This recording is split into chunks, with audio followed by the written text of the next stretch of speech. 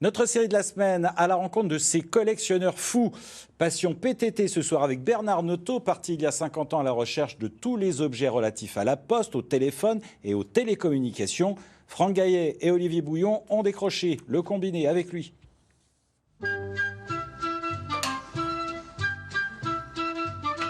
J'étais dans le bâtiment et en 69, le ministère des PTT lançait des adjudications pour la construction de centraux téléphoniques.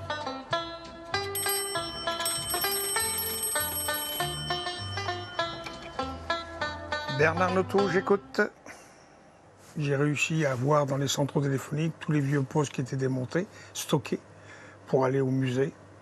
Mais malheureusement, ça partait à la casse. Nous, collectionneurs, nous l'appelons donc la machine Ericsson.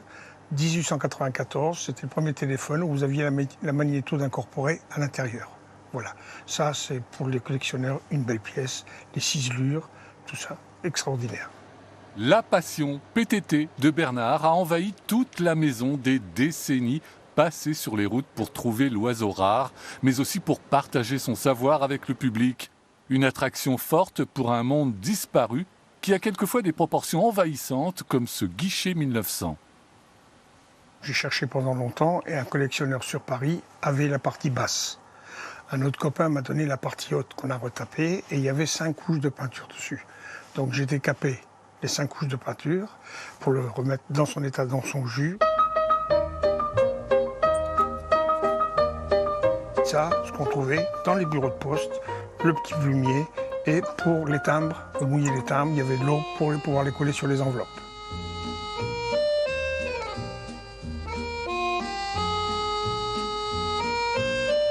C'est des rêves de gosse.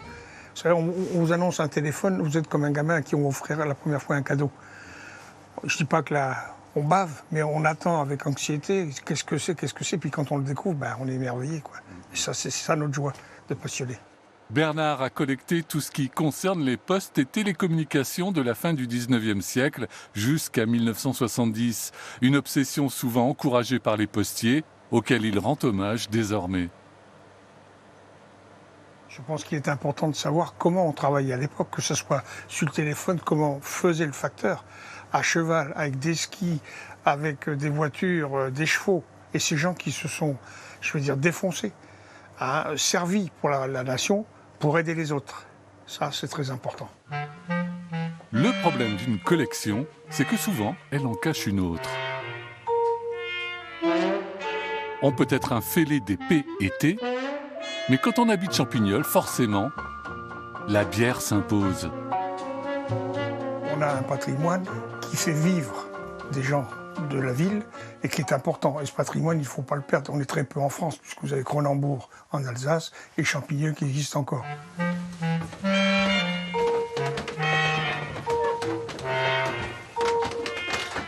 C'est une histoire sans fin.